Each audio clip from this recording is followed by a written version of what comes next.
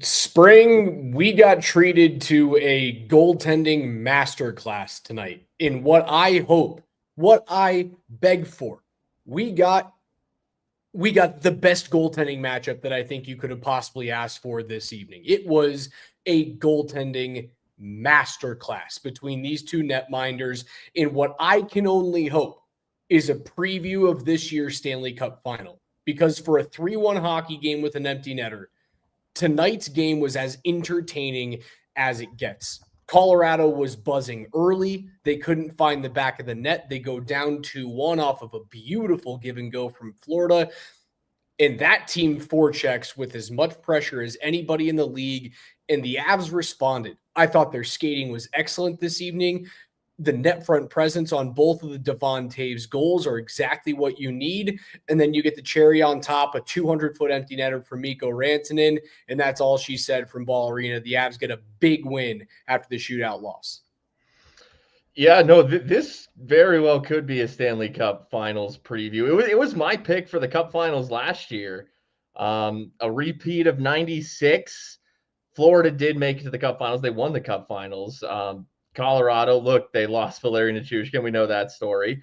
And, man, I thought coming into tonight's game, I was a little concerned, because you're going up against a Florida team that, man, I talk about the Avs depth, and Florida kind of has that too. They got forwards up and down their roster that are really solid. And it just felt like, man, Nichushkin, this is a game you would like to have him.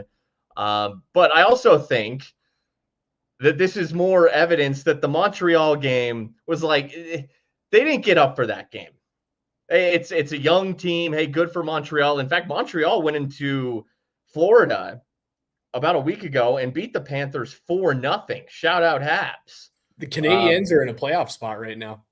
Well, a solid little team. And I think there was an emotional letdown after the emotional Buffalo game. I'm using the word emotional a lot. I thought they got up for, you get up for this one. You know who's coming into your building tonight. The Avs have dealt with this over the past couple of years. When the Avs go into another team's barn and it's like, oh, the Avs are coming to town. They still deal with that. Florida has risen to that level as well. The Avs knew exactly who was coming into their building tonight. That, to me, without Nichushkin, was the best the Avs have looked all season, perhaps. That's right up there. It might be number one for me in terms of start to finish. They win the game 3-1, 2-1 empty netter. How many posts did they hit in this game? 4 of them. They hit 4 posts, 1 good post and 3 bad posts. And they never relented. It was start to finish. That you're hitting posts, fine. You keep at it. You keep playing the right way, and you will get rewarded. That's exactly what happened tonight. That's Stanley Cup performance tonight on your home ice. It's a premier goaltending matchup. I want to talk more about that. But yeah, Raj, that was excellence that we saw out there tonight. Yeah, it was a great hockey game, and Florida's a joy to watch. I love a Paul Maurice coached team. He plays aggressive. He has the guys. He has the horses that can skate that, right? And they're out 2 of their top defensemen in that game. So while Colorado isn't completely healthy, neither is Florida, but both teams I still think put on a great show. Blackwood, 962 tonight in terms of save percentage, and he made some 10 bell saves. The one that he gets on the pad from Matthew Tkachuk, like even if that gets into the back of the net, it may get called back because of a high stick. But the fact that he makes the save there before Josh Manson comes in and throws a piece of carbon fiber into Tkachuk's jibs, for him to be there and make that save is everything. He fought through screens today. And again, I look at Florida and I say, if you can deal with that forecheck, you can deal with any team in the league. They are over aggressive. And the way to beat them is 2 good passes in a row. If you can break the puck out with 2 good passes in a row and you're moving your feet, it's odd man rush galore. It's either 3-on-2s or 3-on-3s where you have a little bit of an advantage there. You need 2 good passes to beat that team. I thought the Avs did it for the majority of this game. If you looked at that first period, Spring, for them to be down 1-0 going into the first intermission was crazy to me. They were far and away the better team. No, yeah, and it's just a testament to the game is 60 minutes long. It's a game of weird bounces. you can be the better team and be trailing, but it is a sport really that I do think ultimately works itself out when you just continue to play hard, put good shots on net, and play the right way. And that's what happened tonight. It was a clean 60. That's as clean as you can play. And how fitting is it really that Devon Taves gets the game-winning goal? He scores both their goals, their even strength goals tonight, and he scored the game winner in overtime the other night, which was his moment of the season. And then for him to parlay it into tonight, we're now really, I mean, there was so much that happened in the Buffalo game. The Taves game winner capped it all off, but there was so much happening. It was Devon Taves' 2 goals tonight that win this game. And when you talk about solid and responsible, there maybe is no player who resembles that more for Colorado than Devon Taves. His defense this season has been great. He's so sound. He's in the right position. I mean, exemplified by stripping Tage Thompson. That was just all position, calmness, footwork, knowing how to use his hands. It's just veteran savvy that you get over the course of a long career. That Devon Taves, he makes it look easy. It's very subtle. He's positionally sound, and he can contribute offensively too. He is a two-way defenseman. He's not Kale, but he is a two-way defenseman. So just so fitting that Devon Taves gets 3 goals in the last 3 games, and 2, including the game winner tonight.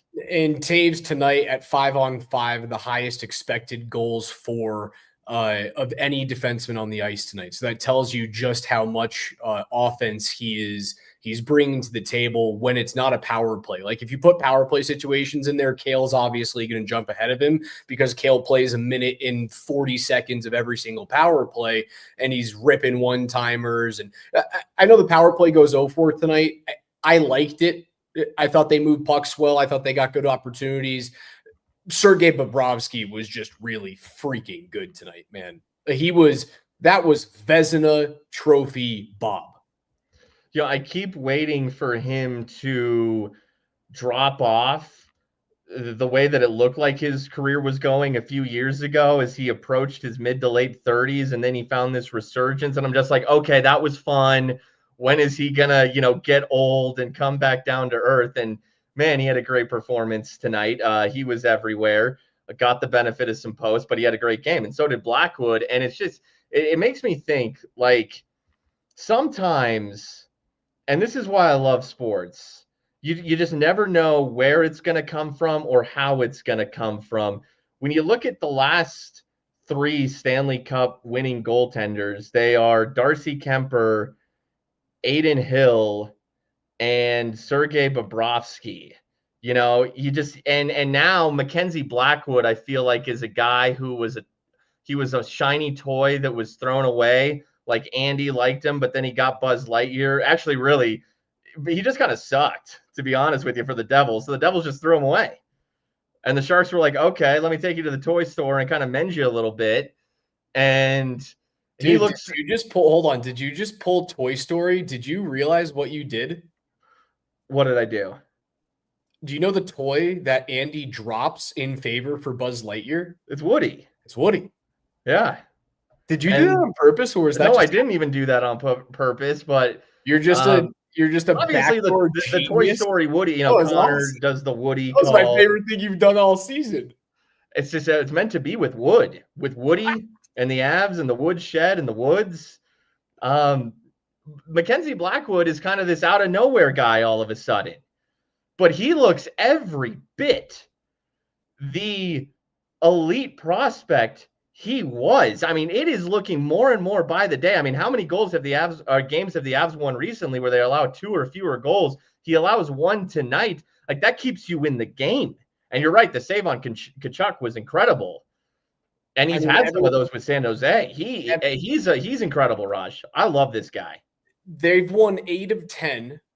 They have points in 8 straight. And in every single one of those games, outside of the Buffalo game, which was just crazy, both Buffalo games, honestly, they've let in 2 or fewer goals. This is what Mackenzie Blackwood's game log looks like as a member of the Colorado Avalanche. 32 saves on 34 shots, 941 save percentage, win against the Sharks. 17 saves, 19 shots, 895, win against Seattle. 35 shots, 34 saves, 971. Win against Utah. 22 shots, 20 saves, 909. Win against Winnipeg. He gets the win against Buffalo, only sees 3 shots in that game. He does let in 1, but he gets the win there. And then he loses to Montreal in a shootout, 23 shots against, 22 saves. And this evening, he sees 26 Panthers shots.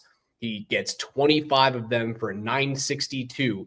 And he is now improved to have won 6 of his 7 games as a member of the Avs. It allows you to win these types of games where you have 2 goals before the late stages and you get the empty netter for your third, fine, but you're up 2-1. That allows you to beat up 2-1. And the Avs played so well. And some nights you're going to play very well, but you're going to hit a couple posts and you're only going to get 2. And instead of it being a situation of, man, the Avs played well, but they lost 4-2 because Georgiev's in net. No, they win this game 3-1, really 2-1, because they're getting the goal. It's a game changer now. And did you hear again in the post-game comments, Devon Toews, talking about how they're getting the goaltending now. And it feels professional. And it feels like a true Stanley Cup contender because it's complete top to bottom. Now you can win the lower scoring, typically more playoff styled games. Typically, as you get deeper into the playoffs, you're going to see more low scoring games. It's night and day. Mackenzie Blackwood he's going to be a steal, Raj. He is going to be a steal with that contract. I felt it, and now I'm more confident than ever in that. You and I went over it in depth the day that he signed the deal. And it's very clear from a numbers standpoint where he is slotted in starting next year when the cap is supposed to go up to like $92.5 or $93 million next year. He is slotted in as the 17th highest paid goalie in the league. 17. That's where he starts next year with his extension. Just from a pure number standpoint, all he has to be is replacement level. I just rattled off the numbers from you. Ever since he got traded to Colorado, he has been far and away the best goaltender in the National Hockey League. It's not even replacement level. It's best in the world, and he's being paid as the 17th best guy in the NHL. You can make the argument that it's already a steal. Yeah, exactly. Like already. And we knew this was possible with Mackenzie Blackwood. We've talked about him for years on this show. And to see it actually happen and to see the Avs, you have been in his corner for the better part of 3 seasons. And I had to take a couple looks at him. And obviously you guys knew me. I was ready to die on the John Gibson Hill because I didn't think Blackwood was really part of the equation.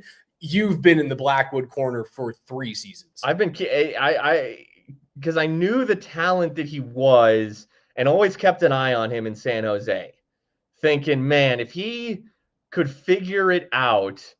And then it's funny how his contract, that 2-year deal he signed with San Jose kind of aligned with this odd era of the Avs in need of a goaltender. And it's like, man, if this dude in San Jose could figure it out and the Avs could go get him, this could be the steal that they have been looking for. And it's exactly what has happened. It almost feels too good to be true. Like Mackenzie's going to revert to New Jersey, Mackenzie next week. And I'm going to sit here being like, damn it. He looks so good, though. This is unexplainable. I mean, but that's the thing. He looks so good. I don't think this is going away. Like his fundamentals, his size, his movement. Look at that pad save. And he had some of those with the Sharks too. So this is nothing new. I don't think it's going anywhere. Bittersweets goes, Raj, I worry a little bit about the shootouts in Mackenzie Blackwood. I don't give a fuck about a shootout. Well, do they do shootouts in the playoffs? And Sweets, I love you, and thank you so much for the comment. You guys have listened to the show for so long that you guys know my thought on getting to overtime in the NHL. If you get to overtime and you get a point, it doesn't matter. It doesn't matter if you get the second point in that win. As long as you get a point in a given night, you're going to be a playoff team, right? Because all it means, if you get 1 point per night, you're an 82-point team. And that means all you have to do is rattle off at some point in the year 8 wins, and you are an 8 seed in the NHL. Therefore, I don't care what you have to do in the overtime period. You could go out there, Mackenzie Blackwood could go into the dressing room for all I care in a shootout. Just go down, shoot on an empty net. Doesn't matter. I have my point. It's okay. Yeah, well, it's not 3-on-3 in the playoffs, and there's certainly no shootout in the playoffs. And 3-on-3 overtime in and of itself, like, it lends itself to these breakdowns that can happen. It's not real hockey. That being said, I like it for what it is. I'm glad we're beyond the days of ties. So I like the shoot. Miserable was that? Dude, nobody likes a tie. Yeah. So I like this. And look, we can't be sitting there all night in the regular season. I want a result. So I like the shootout, and I like 3-on-3 overtime as a way, they did that to try to make it end in overtime, which I feel like it is ending in overtime more nowadays than going to we got so many ties in 5-on-5 overtime for 5 minutes back in the days. So yeah, I like overtime. I like the shootout, but is any of it a true indication of what one is going to do in the playoffs? Absolutely not. Absolutely not. It is fun, and I'm okay with it. 3-on-3 is kind of, the teams feel like they've taken a little bit of the fun out of it because it is just such a possession game. And I think there's a little bit of rule changing that can legislate the take the puck out of the zone type of game. And I feel like if you just like make the center ice line a restraining line, or if you make your defensive blue line a restraining line, where if you take the puck out on your own volition, you cannot cross over that blue line. Otherwise, let's call it a defensive zone faceoff, or it's delay a game, you go down 4-on-3. I think you can find a way to legislate that out of the game. From a World Junior perspective, if you watch the U.S. Take down Finland 4-3 for their second consecutive gold medal at the World Junior Championships, 3-on-3 should be relegated to only regular season NHL games or preliminary round in international competition. It's such a travesty that those two teams had to force themselves to play 3-on-3. And that's kind of the equivalent of like the U20 championship. That's their equivalent of the Stanley Cup final. Like, imagine the Stanley Cup final being decided on 3-on-3. I wouldn't like that, but I am in your corner. It's fine during the regular season. I enjoy it. Yeah, I mean, they're a step removed from college. They'll go all night in the Frozen Four. So, yeah, no, I feel you on that. I don't know. They're trying to protect the young players. It's really their lives. The double IHF is a little soft. Okay. Yeah, I feel you. No, I'm in complete agreement with you there. Hey, I want to talk about Mikko Rantanen tonight. Yet another empty net goal. He's the empty net merchant. We make fun of Nikita Kucherov. Mikko Rantanen is the empty net merchant. I believe that just broke his tie with Brandon Hagel and Mikko Rantanen for most empty net goals over the last 3 years combined. I think he just took the lead. Hey, don't pass up an empty netter. Take him every chance you can. But I wanted to bring him up because of this. Yes, it's hilarious that he scores another empty net goal. But he had a good game tonight. And so many times with Mikko, he might, have a couple assists, get the empty net goal, but I'll watch him through the full 60 and I'll think, he was okay. That's kind of, and I love Mikko. Like, when Mikko plays like he did tonight, that's the Mikko I want. And again, it's not even about scoring. It's not even about the assists sometimes with Mikko, and he's damn good, tallying the points. But you could see he was moving defensively tonight, getting in front of net, especially with Nichushkin out. Rantanen was getting in front of net, and he had a great full-length ice pass that he banked off the boards. Really nice little pool pass deep to Jonathan Drouin. And man, Drouin and McKinnon, the chemistry is back. Those two have great chemistry together for whatever reason. I mean, it's a real thing. It's amazing that their junior hockey days continue to translate because their chemistry is great. Yeah, I noticed it. Shocker that the Mooseheads won a championship that year. And then the little dump pass from Drouin to McKinnon. And McKinnon, man, how does that wrist shot not go in? But that was Mikko's best play of the night, but he was everywhere, physical, defensively, and net front. Those are, and especially with Val out. You need more of that from Mikko, and he did it tonight. Yeah, those are the games that if you can find a way to get that consistently, and I don't know if I want him to play like that 82 times a year in the regular season, right? Because the knock on Mikko for much of Avs faithful that has been here for many years, enough years at least to have known the heydays of Peter Forsberg. It's, well, he's not as physical as Peter was. Peter was the prototypical power forward, and Mikko has more size than Peter does, right? Like he is a heavier player. He is a taller player. Why doesn't he play as physical as Peter Forsberg does? And then you look at Pete's injury history, unfortunately. Like the spleen injury keeps him out of the playoffs. The Avs won a cup regardless of not having maybe the best player in hockey at that point on their team. I know a lot of the issues were things that like doctors couldn't fix with his feet, but I bet you it's exacerbated by the fact that he played a little bit more physical style of a game. I want to see a little bit more of that out of Mikko, but I don't need to see it every single game in the regular season. Do I need to see how he played tonight every game in the playoffs? You're damn right I do. I think you hit it on the head. The full length skate that he had where he nearly drew a trip in the early parts of the third period was really good. It was either third period. I can't remember. They were going right to left. Sure. It was not the long change. So it was either late first or some, I think it was early in the third period.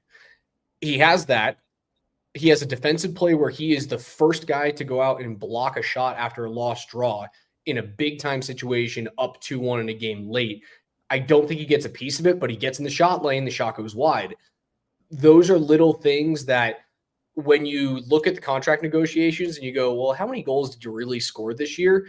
That's something that the Rantanen camp can then throw in the face of the Avalanche and go, but he's doing the little things. He's doing the little things, and the little things mean big money.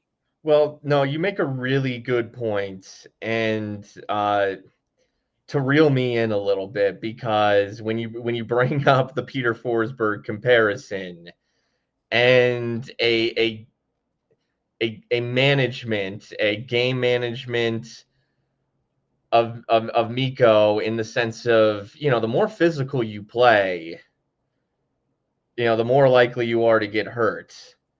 And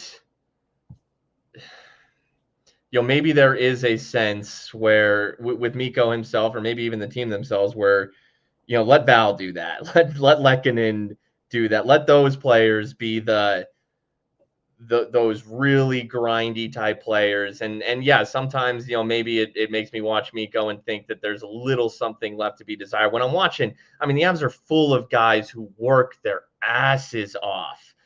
And, maybe there is a long game there with Mikko, but you're absolutely right. In the playoffs, and he's done that. He's done that in the playoffs. I don't think there's been a playoff run with Mikko, and that's really, that's where he's going to make his money.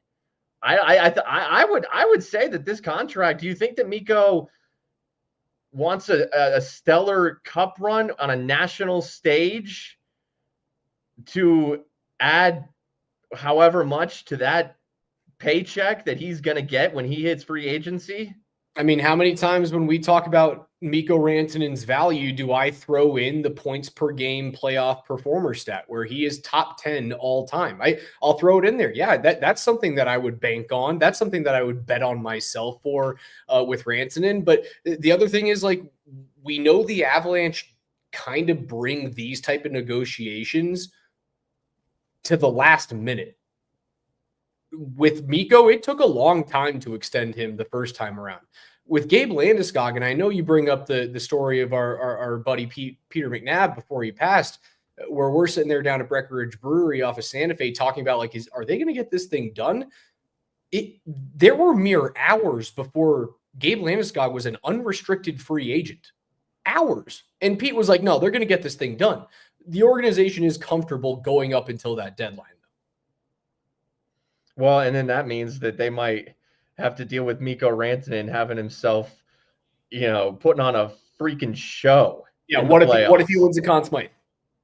Hey, he could. He plays If like he- he did tonight. If he plays like he did tonight in every single playoff game, it's much like, it's much like the Avs game tonight in and of itself. If they continue to play the way they played, the goals came. If Mikko plays the way he played tonight in the playoffs, he's gonna win a freaking Conn Smythe. That's how well he played tonight. If And he he didn't wins a even Conn score. Smythe, if he wins a Conn Smythe, then you get to look at Nate and go, I can make more than him. Am I worth more than him? No, but because the cap goes up, if you have that hardware and you have a second ring, that's something his camp can certainly do. I still think 12.5 over 8 is going to get this thing done. I just have a feeling.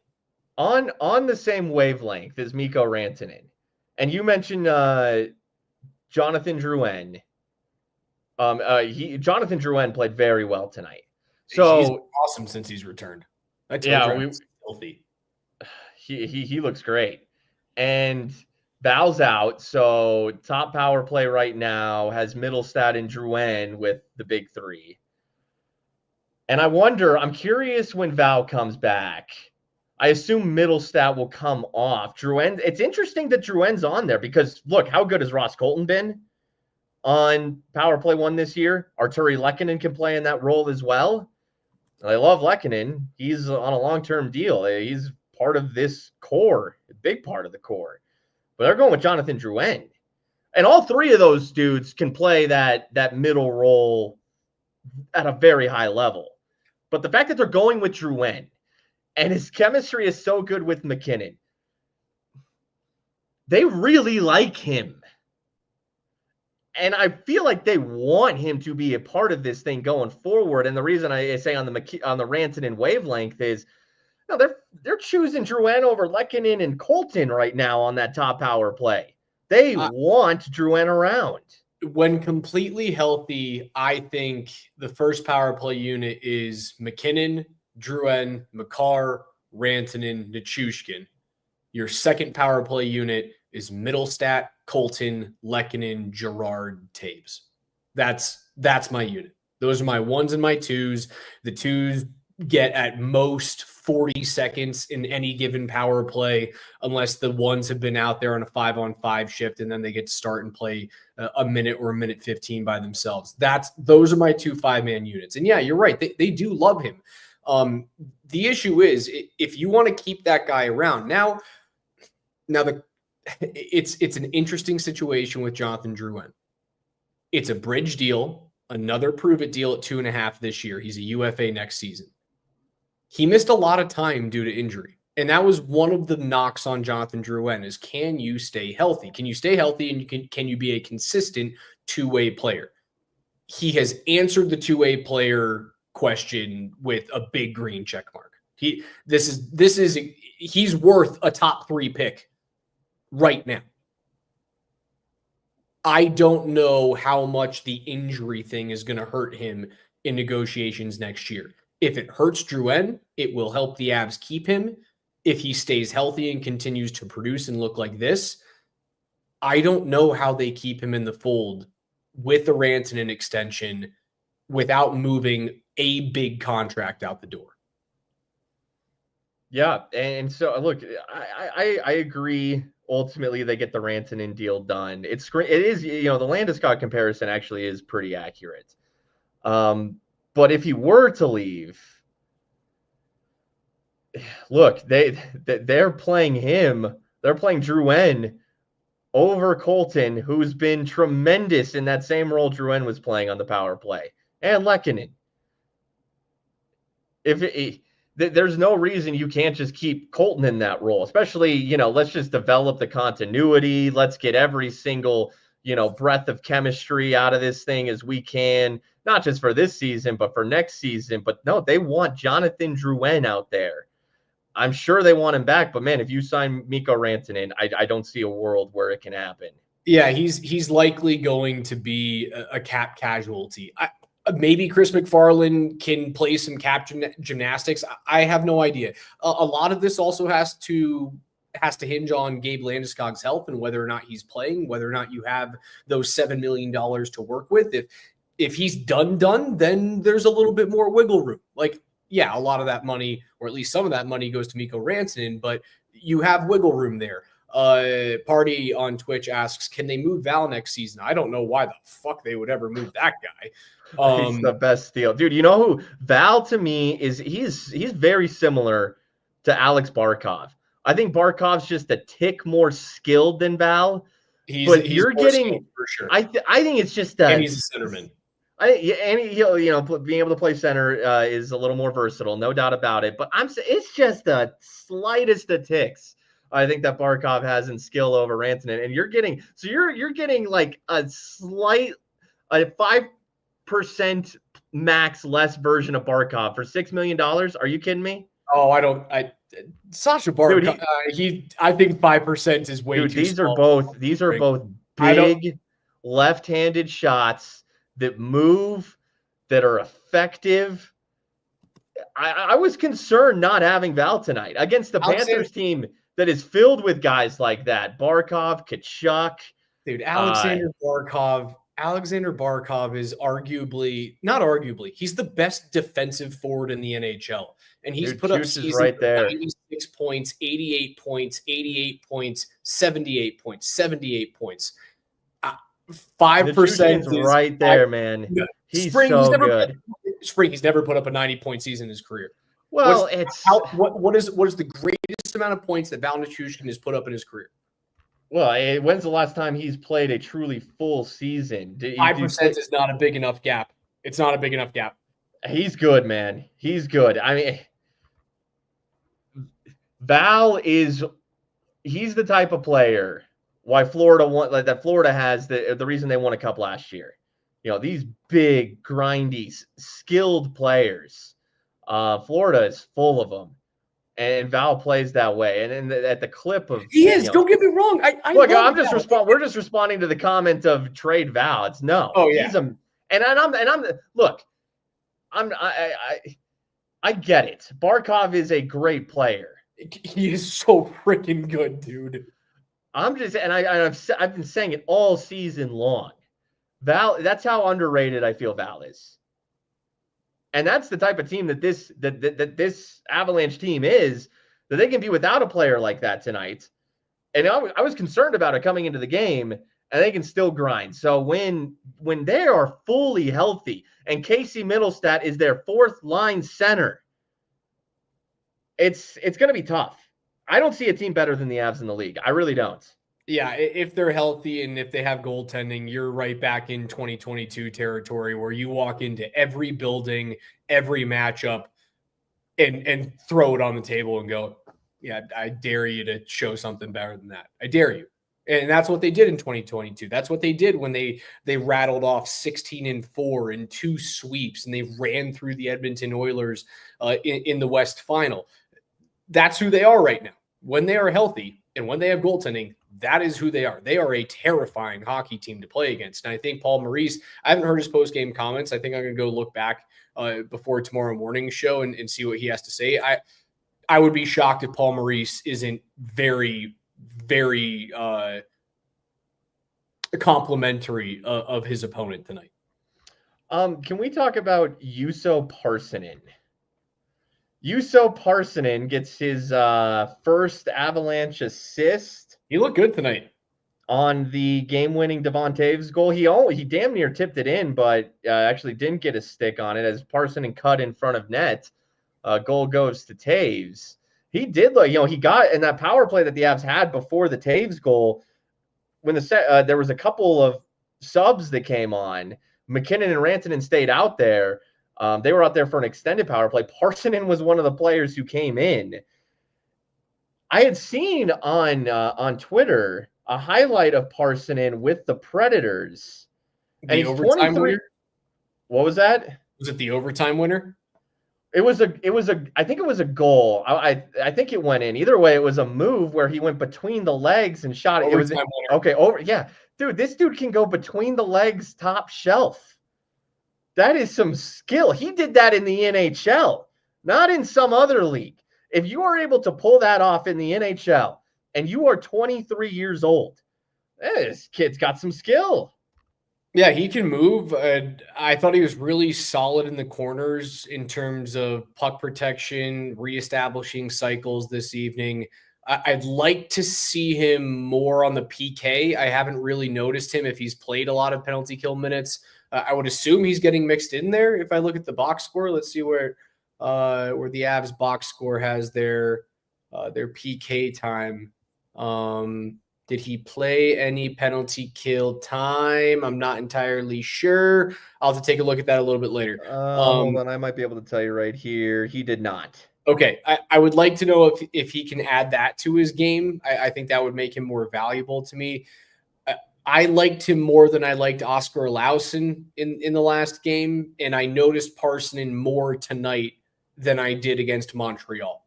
And that's a good thing, right? Because I would rather notice you against a better team than you kind of, go a little ghosty against Montreal. I'd be okay with that. But if I notice you against the Panthers, that's solid. And Champ says puts a great comment in here. Fellhaber looked really good too. He was active, really good. Yeah, first he shot one through a screen that gave Bobrovsky some trouble. So the Avs continue to cycle through these different fourth line options while like Ivan is out. We haven't talked much about how Ivan is out, and we haven't really had to because the top six has been playing so well, and that third line of Kelly, O'Connor, and Kiviranta has been playing so well that really the fourth line has just had to be not stupid.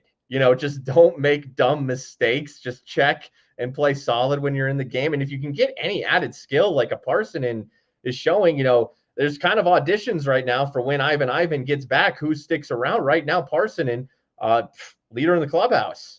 Without a doubt. And I see all the questions asking, hey, if you guys were CMAC, what contract would you move to keep those guys in place, whether it is to keep a Drouin here in Colorado, or what contract would you move to make sure that Mikko could sign a deal between 13 million and 14 million?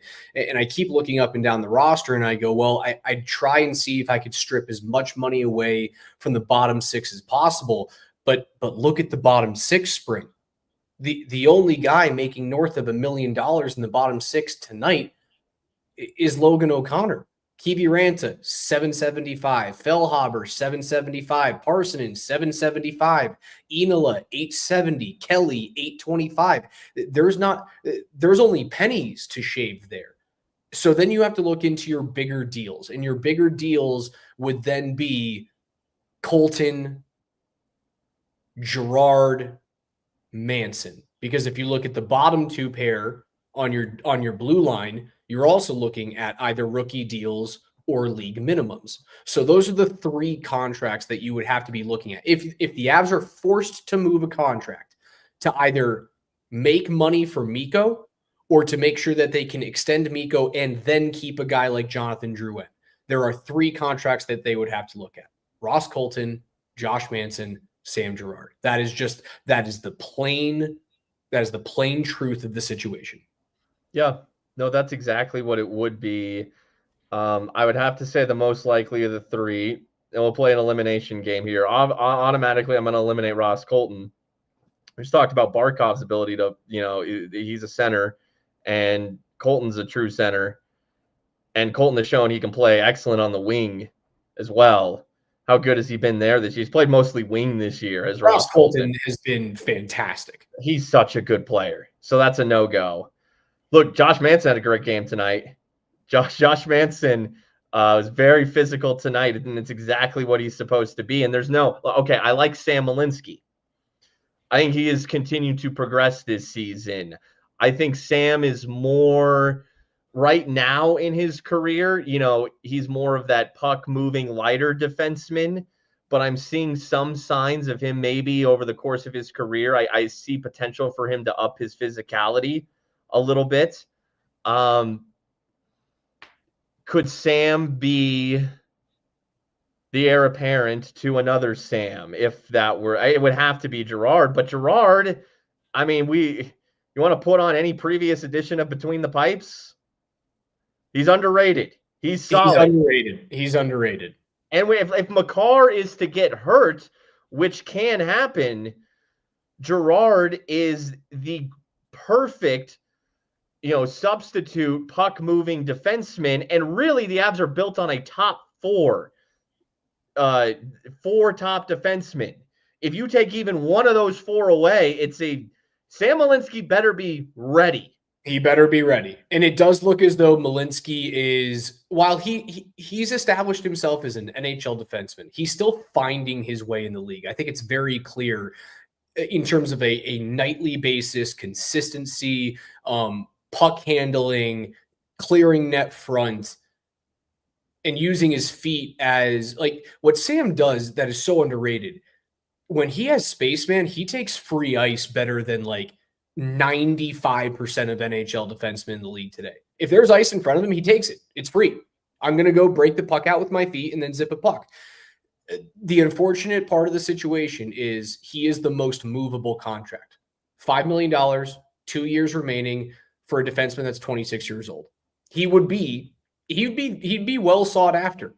And I don't know if McFarland's going to be able to make it all work, but I don't think that they want to move Josh Manson. He's 33. He's got one more year left on that deal, mind you, right? One more year left on Manson's deal. So if he does seem like he starts to regress next year, you don't have to worry about that contract weighing you down like a cinder block. It dropped out in the middle of the ocean. It's just one more season. It would be a tough pill to swallow, but Girard's probably the guy if they have to do it. I would not be happy about it. But if I'm just looking at it from a pure logical standpoint, that's it. Well, and for now, for the short term, these are good problems to have.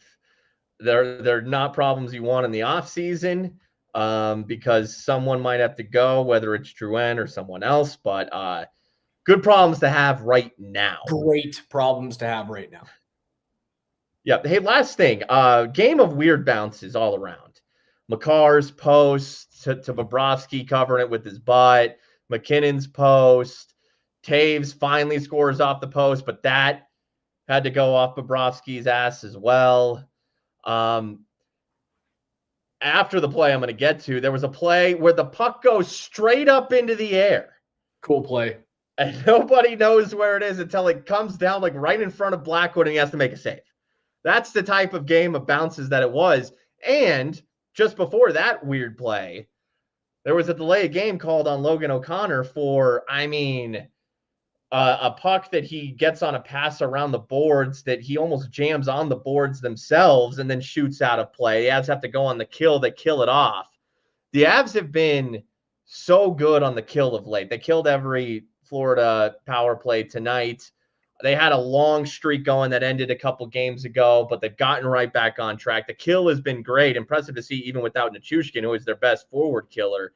But man, that was a game of weird bounces, including the Avs having to kill a delay of game because of one of the weirder delay of game bounces you'll see.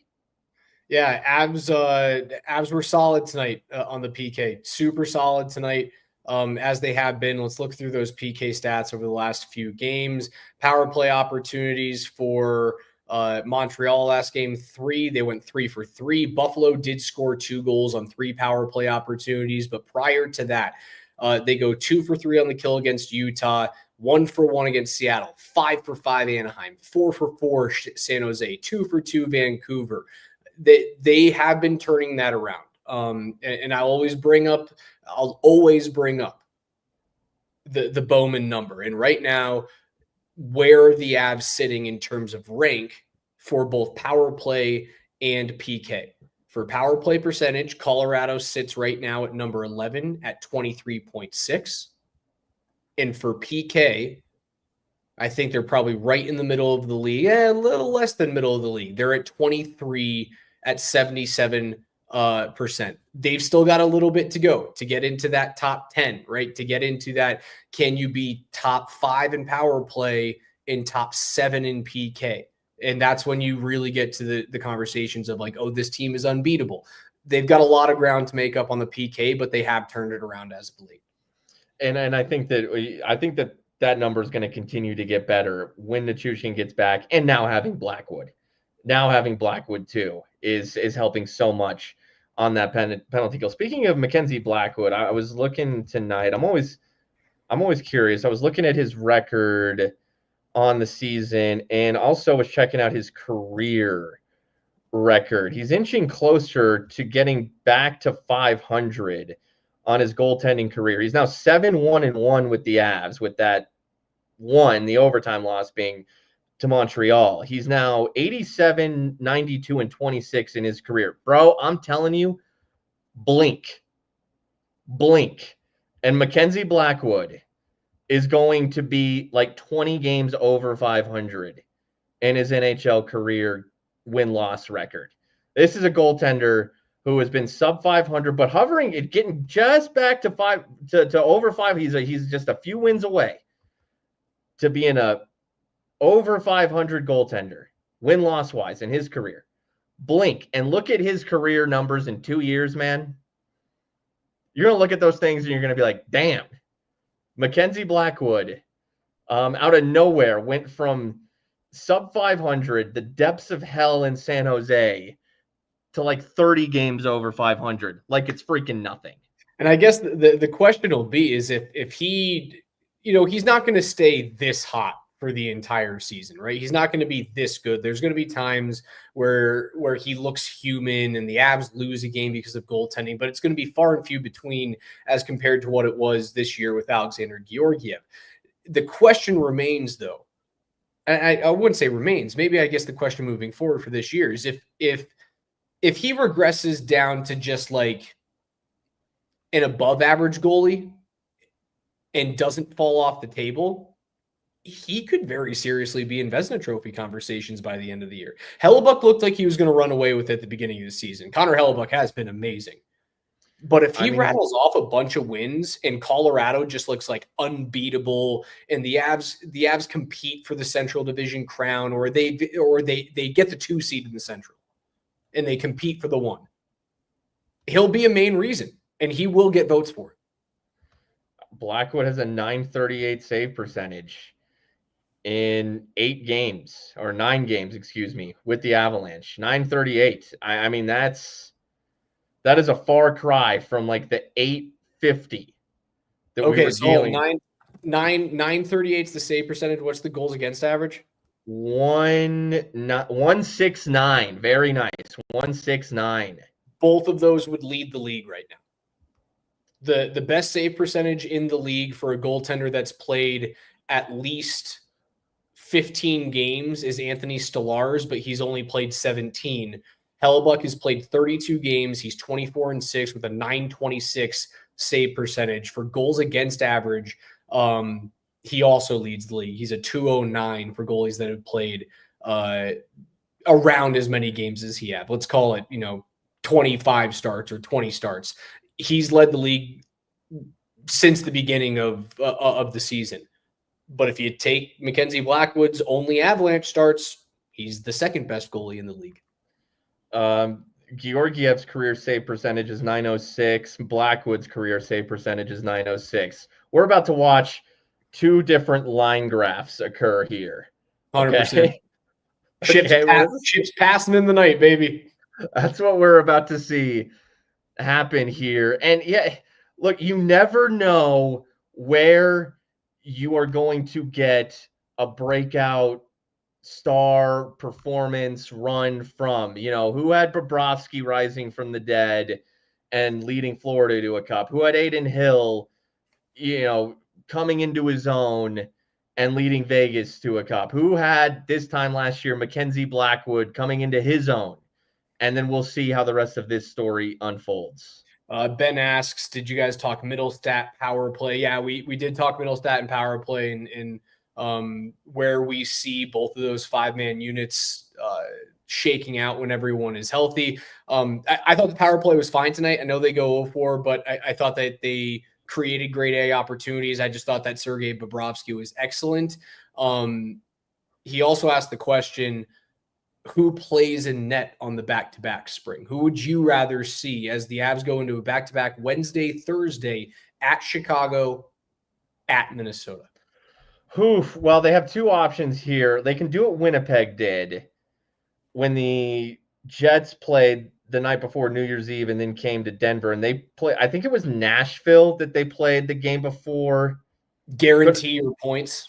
Yeah, so they put Hellebuck against Nashville to be like, and on the first leg too, when the legs were fresher, and said, let's make sure we get 2 points, and it worked for Winnipeg.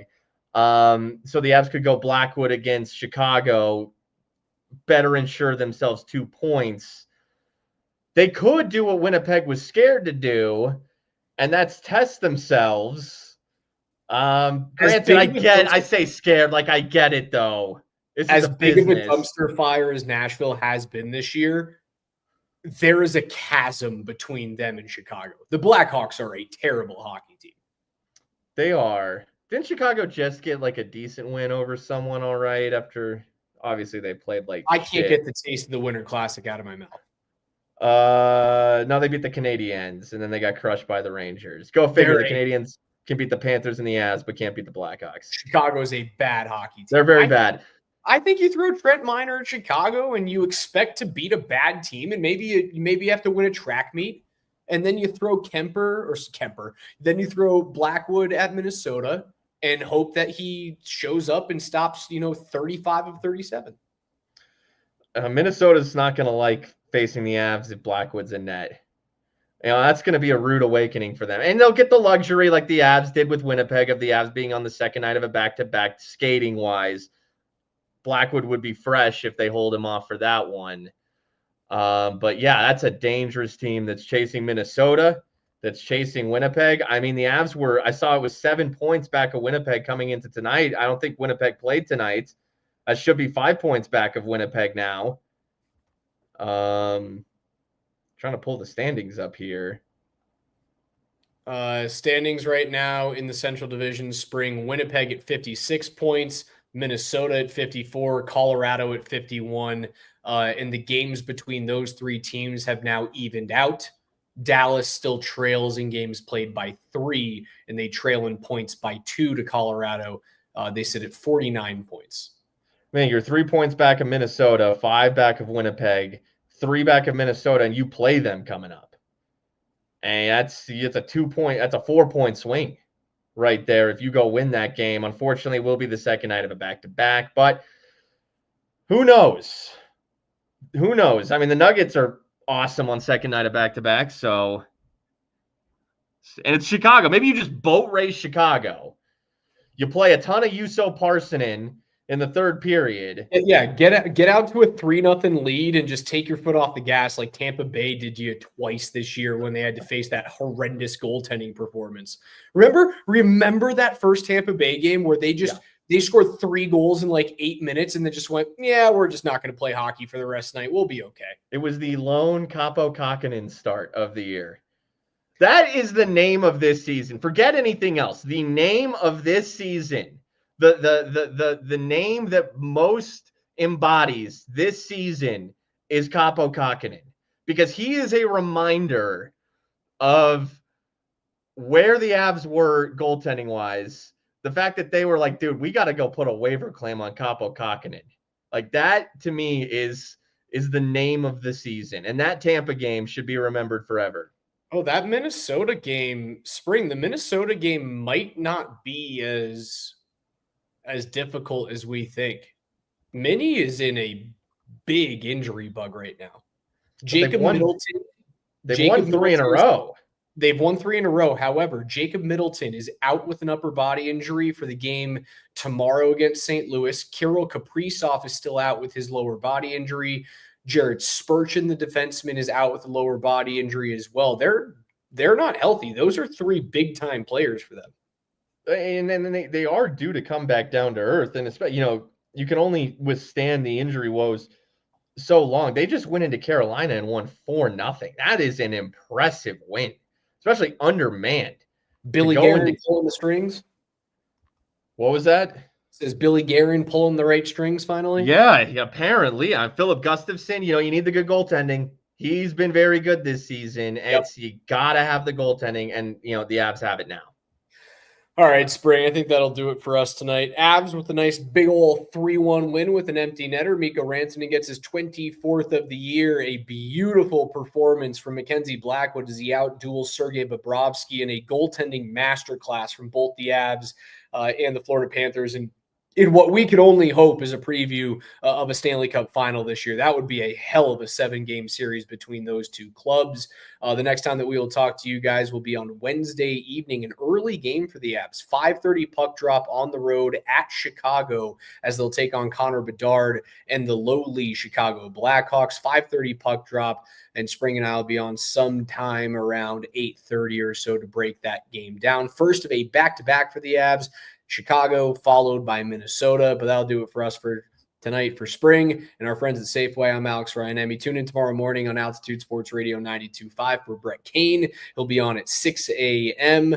And we'll talk to you guys on Wednesday night. See ya.